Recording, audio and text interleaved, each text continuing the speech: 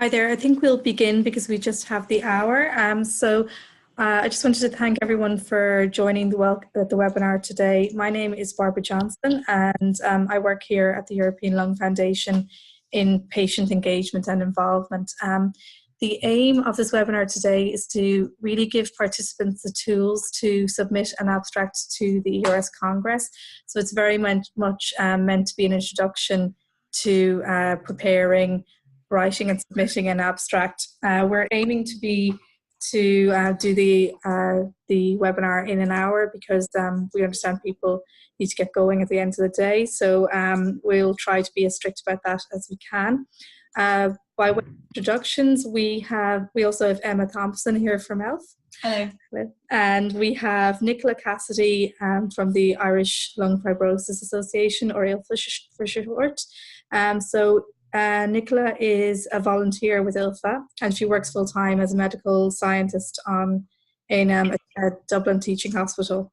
She presented poster presentations, including thematic posters, poster discussions, and a platform presentation on ILFA's work at the ERS Congress scientific meeting since 2014. So she has lots of experience that she can share with us today. Kate Hill is a trustee of the June Hancock Mesothelioma Research Fund and manages the charity's research activity as a volunteer. By profession, she's an applied health researcher based in Leeds in the UK and has experience of writing and submitting abstracts for conferences and academic journals. And Liliya Gentet from FFR, the French Federation of Respiratory Patient Associations, where everyone is a volunteer apart from their secretary. She's now a tobaccologist and worked for many years as a pulmonologist. So if you've any questions throughout the webinar, Emma is going to be here to note them down, so you can use the conversation, the chat box. And at the end of the webinar, we will have a question and answer session where Emma can put questions to presenters.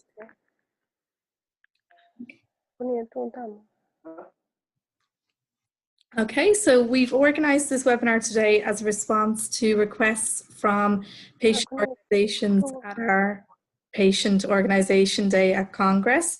So they really wanted more information about submitting to the ERS Congress, and for posters for the Patient Organisation Day, which we can explain a little bit more if people aren't aware of that in the questions and answers. So it's really aimed as an introduction to preparing, submitting and presenting presenting your poster at Congress, and it's specifically for those in patient organisations. When we talk about an abstract here, we're really talking about the summary that you would write to submit to a Congress, that you would submit to speak at a Congress or present a poster at a Congress.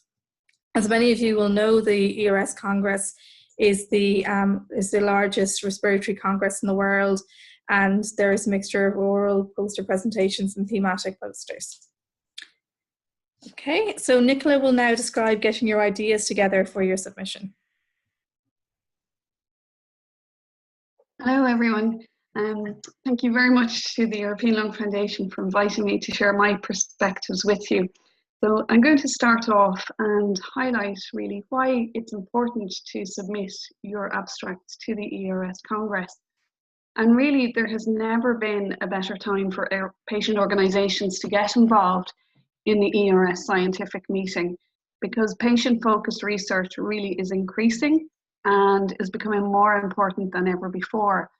In tandem with this, patient and public involvement in research projects and publications is really becoming mainstream activity. And there's been a real culture change where the patient perspective is really being embraced by researchers, scientists, academics, and healthcare professionals undertaking research. So it's a really good time to be involved. And patient organisations can make a unique contribution because we are ideally placed to bring the patient perspective forward, and also perspectives from caregivers, other advocates, and families. And often this is lacking in research that's coming from academia and coming from healthcare professionals. So we have all of this important information, and we can bring it forward to the scientific meeting and share it. If your work's accepted for the ERS Congress, it's a wonderful opportunity to showcase your work. So you can really get to show off what you've done, how you've done it, and the difference that this is going to make either locally or even nationally or internationally. Being at the ERS Congress will also increase your patient organisation's visibility, and this can lead to an enhanced reputation. And it may be that your organisation will then become synonymous with a topic, and you could become the go-to organisation when researchers are looking to collaborate. It's also a wonderful opportunity to network with your peers, with other researchers, and ultimately this could lead to collaborations going forward. So next slide, please.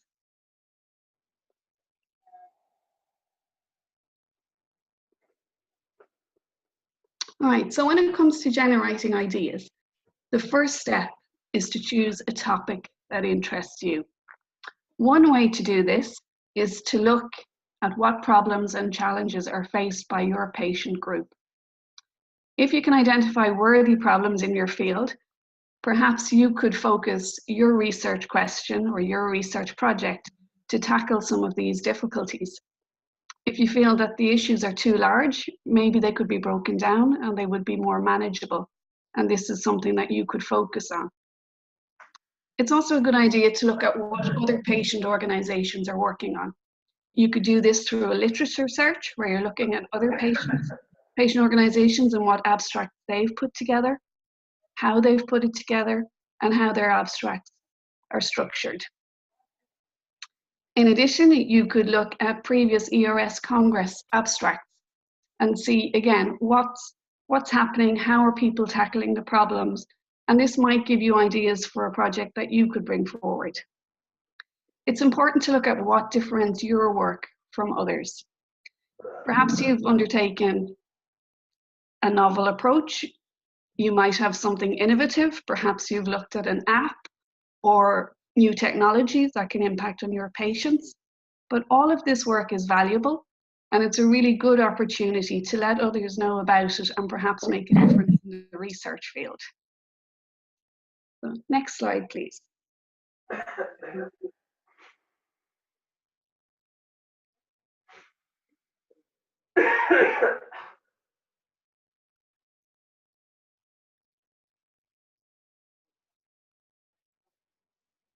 Thank you. Right, so to bring your research idea, your project, and your results forward to the abstract stage, preparation is key. It will take time to complete your research and also to have it in a formula that you can then bring into an abstract and submit it. But preparation is key, and so is timing. You can't rush these processes, it will take time. It's important to keep it simple. So keep your idea simple, keep the methodology simple, and then keep the reporting of results as simple as can be. But if you have time and if you have energy and enthusiasm for a topic that means something to you, there's no reason why you can't be creative and come up with something, some sort of project that you would then be able to write up and bring forward to the ERS Congress. Oh, sorry. I think it's very important for patient organisation representatives to have the confidence to look at their work and to submit it. And if you have confidence, you might be surprised. Your work may well be accepted, and again, it will be an opportunity to showcase what you've done. Getting your abstract accepted is to have data. Sorry, if we could go back one, please. So don't be afraid of data. It doesn't have to be big. You can use small numbers. There are different types of data, qualitative and quantitative. But if you have data or results and factual information included in your abstract, you have every chance of being successful. Next slide, please. So these are just some examples of data. And as a patient organisation, the chances are you will have collected this data for different projects. And data is really just another term for distinct information. So once again, don't be afraid of data. Don't have unrealistic expectations of what data is. You don't need large numbers. You don't necessarily need statistical analysis. It's always helpful, but you don't need it. And these are just some examples of data that more than likely you will have. So it could include things like patient's age, whether they're male or female, their underlying respiratory condition. But perhaps you've carried out some studies. You might have looked at surveys, quality of life issues. Maybe you've got a novel development. Perhaps you have a new take on an exercise initiative, quality improvement initiatives, or patient information days that you have evaluations on. So all of these things constitute data, and all of these could be submitted to the ERS Congress. Next slide, please. Some patient organisations may be a little bit hesitant to submit their work, but there is help available, and it's just a matter of reaching out to people, asking for their input, their advice, their knowledge, and their expertise. So you could brainstorm with your own members and try to establish what their priorities are. Perhaps they have specific priorities and perspectives in relation to their diagnosis, their treatment, holistic care approach, and even research. And all of these ideas, if you collect the information, collate the information, and then present it well in an abstract, these will all be valuable research projects that could be exhibited at the Congress. You can link in other patient organisations, both within the respiratory field and in the wider medical community. They will all have experience that can help you. You can reach out to your national respiratory organisation, and they would be able to put you in touch with other clinicians, healthcare professionals, academics, and researchers. And all of these groups of people are going to be very keen on highlighting patient-focused initiatives and also incorporating the patient and public partnership. And finally, if you're struggling, there are always medical writers that you could hire to help you. And medical writers are professionals who usually have a background in medical science, and they would be able to help you maybe collate your data, to understand your data, and perhaps even to prepare an abstract. It is worthwhile though getting a recommendation for which medical writer to use, because there is a cost involved. So I hope I've given you a few ideas for getting your project up and running with a view to writing an abstract. Again, I'd like to encourage everyone just to have the confidence to try and give it a go. And at this stage, I'm going to hand over to Kate. Thank you. Thank you, Nicola. Can we have the next slide, please? Okay, so once you've got your ideas together, the next step is to write and submit an abstract. So in this section, I'm going to describe the content of your abstract and how you structure the information within it. Next slide. Most conference organisers will have a template, and that will usually be very specific. So that's the first thing you need to check, and to follow the instructions carefully. For example, you'll need to know how many words you're allowed, what the spacing of the lines should be, the size of the font, etc.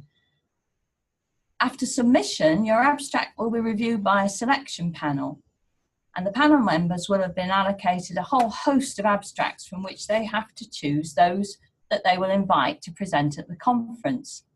So think about your abstract as your sales pitch. It needs to stand out. Think about the information that you want to present and how you're going to organise it.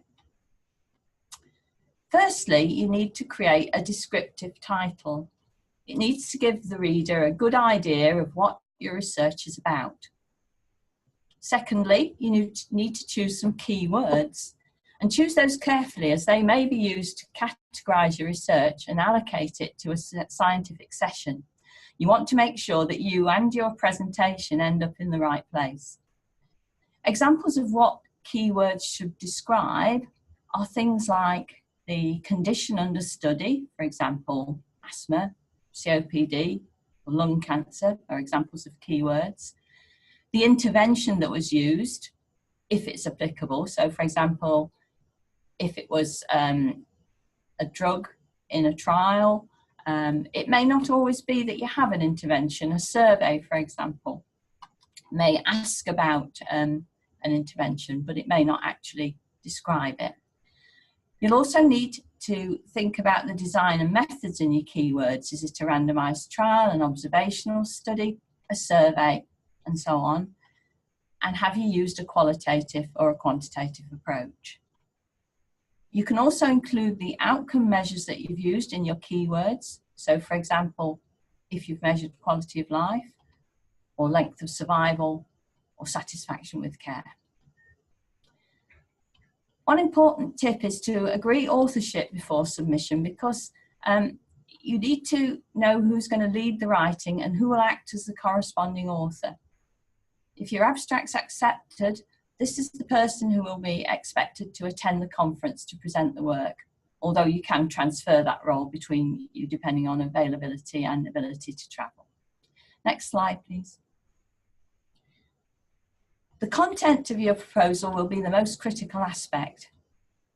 Abstracts are very short, but they must provide readers with the information necessary to evaluate the proposal. So you need to balance conciseness with sufficient information. Use clear, plain English. If you use acronyms and abbreviations, you can use them, but ensure that they're all spelt out the first time that they're used. And above all, avoid using jargon. So next, we're going to consider how to structure your abstract.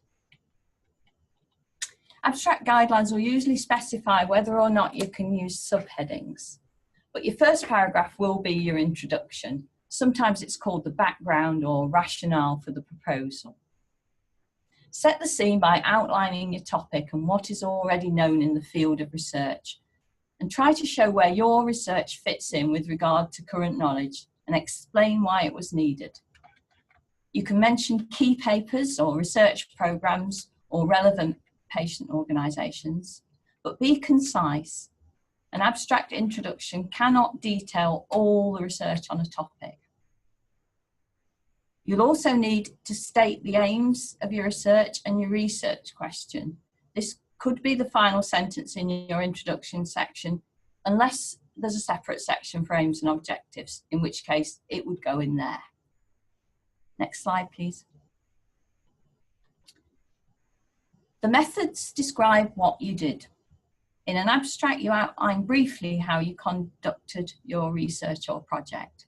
And here you'll need to describe the study design and the methodological approach that you used.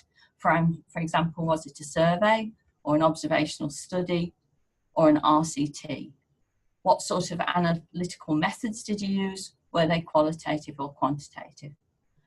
But as Nicola pointed out, you don't necessarily have to have a sophisticated analysis. You may just have added up the numbers of people who responded to certain items in a survey. That's a quantitative method.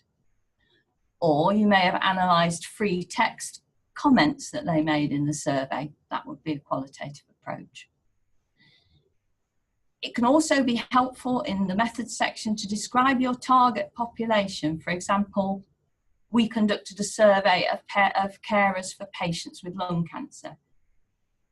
Sometimes this is explicit in your title, sometimes it isn't. But if you haven't got it somewhere, it's probably best there. Remember always that you'll need to be concise throughout the abstract, so don't be tempted to give too much detail in the methods section, because you'll need to save some of your word allowance for the results and the summing up. Next slide, please. The preceding sections of your abstract, that's the introduction and the methods, are necessary to help the reader form an idea of what your research is about, why you did it and how you did it. But the results section is perhaps the most important, because this is where you're going to put your data and describe your findings. The word allowance is unlikely to be sufficient to describe all your results, So you really need to think about the key message and how you use your data to support it. Some results, for example, how many people participated in a survey or in each arm of a trial, do need to be reported in this section.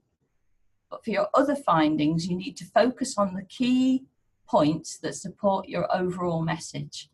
And I'll just illustrate this with an example. So in a study of palliative care in lung cancer, the key message was that early referral to palliative care was beneficial for patients. And in their results section, they demonstrated this by focusing on the quality of life scores. So they wrote, patients assigned to early palliative care had a better quality of life than did patients assigned to standard care. Mean score on the FACT-L scale, in which scores range from 0 to 136, with higher scores indicating better quality of life, were 98 versus 91.5, p equals 0.03. In addition, fewer patients in the palliative care group than in the standard care group had depressive symptoms, 16% versus 38%, p equals 0.01. A very concise summary of the overall key findings of their study. Next slide, please. We've missed one, conclusion. There we are, sorry. Sorry, I thought that was a separate slide, apologies. In an abstract, the discussion and conclusion sections are often combined, unlike most academic papers. So in this section, you need to explain the broad significance of your results. Know the literature related to your topic and use it to explain briefly how your research fits in and what it adds. This section is important because it highlights what's novel about your research and how it contributes to what's already known. And this section can often be the weakest in submitted abstracts, so do give it careful consideration. Demonstrating the impact of your research is really important, and the more effectively you can get that message across, the more interesting and powerful it will be. So finally, some top tips. Follow the instructions, the submission instructions carefully. Don't exceed the word limit and always use the recommended font size and correct line spacing, because otherwise your abstract might be rejected. Use clear, plain English and spell out any abbreviations in full the first time they appear, and avoid using jargon. Choose a good descriptive title and choose appropriate and relevant keywords. Have a clear structure and ensure that you've presented the abstract using the required sections and subheadings if they're specified. Be very focused. Abstracts have word limits and presentations also have time limits. So you're not going to be able to present an entire paper or a whole report in either. Know what your take-home message is going to be. If the key findings and the message are clear, your abstract and eventually your presentation will be more powerful and more memorable. And remember that your proposal represents you and your organisation, so it needs to look professional and be free of typos, spelling errors or bad grammar. So conduct your own internal review and ask someone to proofread your abstract and give you feedback before you submit. Did they spot any errors? Did they understand what you'd written? Did they get the key message? Anyway, I hope those tips are going to be helpful to you and that you'll get your abstract accepted, and it will lead you on to a professional and effective presentation. Thank you. Thank you, Kate. It's Barbara here. I'm just going to go through how to submit your abstract really quickly. So the main thing to know about submitting your abstract for the ERS is that you do it online, and that the deadline is Valentine's Day this year, and you will find out if you're successful in June. One thing that I wanted to highlight was that there are ERS Best Abstract grants, and one of them is the ELF Travel Award for Patient-Centered Research. So if you feel your research is patient-centered, which I imagine a lot of your research will be, you just tick a box to say you want to be considered for that award. The other thing I wanted to highlight here was that on the ERS Congress website page, there is quite a handy link with lots of useful top tips and submission rules, as Kate mentioned, such as the character count and how many references you can include. So when I send around the slides after this webinar, I can send the link to that too, but that's really important so that you do follow the rules for the submission for the ERS. And then Liliya is going to talk about presenting at the Congress itself, but I just wanted to mention a few things about if, for example, you get a poster presentation, a few things about that. So the first is to say that most people really do use PowerPoint to design this poster, and there's lots of really helpful online resources with templates for that, and we will send links around for a few of those.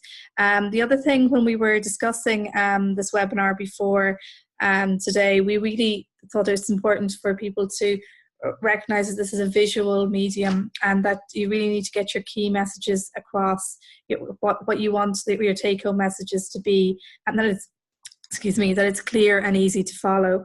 You may need to prepare a presentation. There seems to be real differences in how the chair runs a poster session, but you may need to prepare a presentation, sometimes just beside your poster, or sometimes you may have to go up and give a 2-minute presentation. So just be clear about what you'll need to do for that.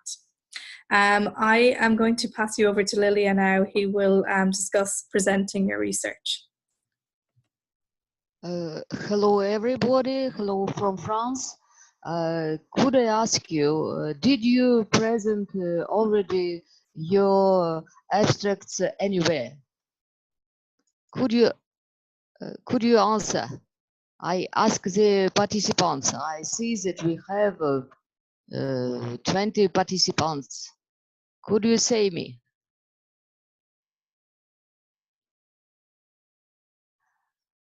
They can't say, they can't answer. Sorry. I think, Liliya, I think quite a few of them, we asked them to go on mute. Yeah, yes. Please feel free to come off mute not, if you'd like. I'm sure they can if they'd like. Sorry. Bon. I would like to say that if we want to present our poster, we must at first bring it very often to other country. So as usual, we use a special tube, but we can when sometimes it's difficult. So we can, for example, to make a poster from the small paper, and we can combine, for example, from the paper A3, and so it's easier to bring. And you know now it's possible to print the poster in the tissue. It's very practical. It's a little bit more expensive, but it is possible. So you bring your poster with you. You know that it is a time.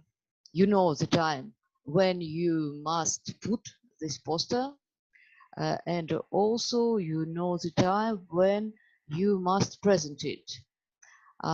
It's practical also if you have the poster printed in small size to deliver the people who are interested in your research. It's always important to present your research the best possible. You see, I presented my asthma museum with some photos, also with the photo of the asthma cigarettes for asthma patients that existed, with drugs, with Hanbane, you know, the photos, the images attract the attention, it works. And sure, it's very important to prepare your small report before. It's fine if you can emphasize the role of the patient opinion. If you are patient organization, it's precious that you can present directly the patient view. When you prepare your report, you sure you show your research the best way, but it's fine if you can answer also for the question the questions that you don't like. So it's necessary to be ready to make there, to do that. You know that very often now also patient organization speak English very well, but it exists, you see, also now that it's difficult to speak English, and you know, maybe you can't present your poster, but you are not sure to understand the questions.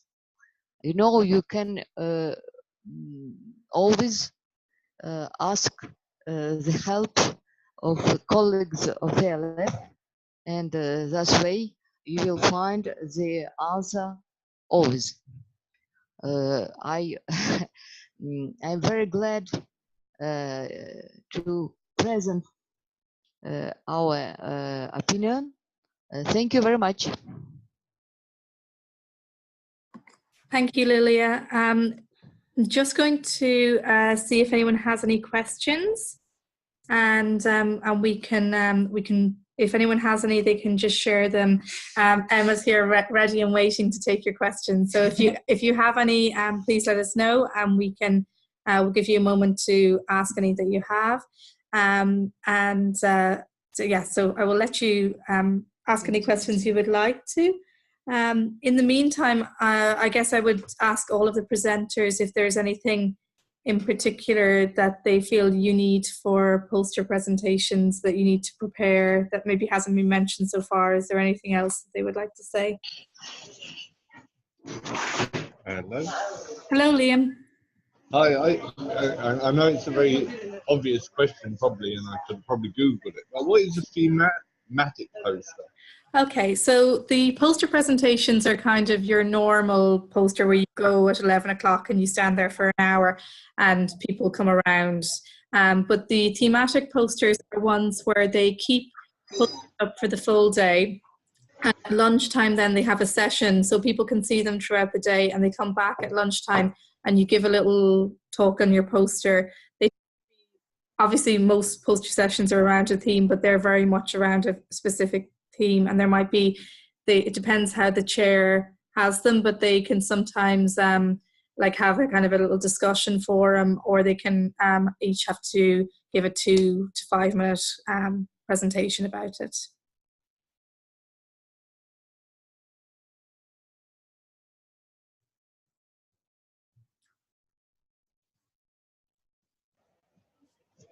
Thanks. Cheers. Okay. Okay. Any more questions? I have a comment, please, Barbara. Okay, sure, of course. Yes. Just to let everyone know that you can't submit an abstract containing work that has been submitted elsewhere. Just in case anybody has submitted it to another Congress, they can't then use the exact same data for submission to the ERS Congress. It has to be new data. Yeah, that's a really good point, Nicola. Okay. If there are no more questions, I will just go through our thank yous, and if anyone has a question after that, we can come back to it. So I just first of all wanted to thank you all for joining this webinar today. we had been asked by patient organisations to have something like this. We weren't sure if there would be much of an appetite for it, so we're very glad that people have joined. I also just wanted to acknowledge Jeanette Boyd, our colleague who organised this webinar, and unfortunately can't be here this week, so I just wanted to acknowledge that she did much of the organisation for this. I wanted to thank our presenters who've put a lot of work into this, and we're very, very grateful for them taking part. We will email on a copy of our slides and a list of resources with some of those links in. So if you've joined and you don't get an email tomorrow, just let me know, and I might not have jotted down your name, so let me know if you don't get them. So you can send me an email at barbarajohnson@europeanlung.org. So if I will see if anyone else has any questions, and if not, I will say thank you very much. And yeah. Sorry, would this be available as a podcast? Well, we will have a look and see. We haven't done one before, so we will have a look and see how the Zoom recording has gone, and if it's audible, we will certainly make it available. Okay. Okay. Okay, I think that's everyone that wants to ask a question. So I just wanted to say thank you again and have a lovely evening. Thank you. Thanks.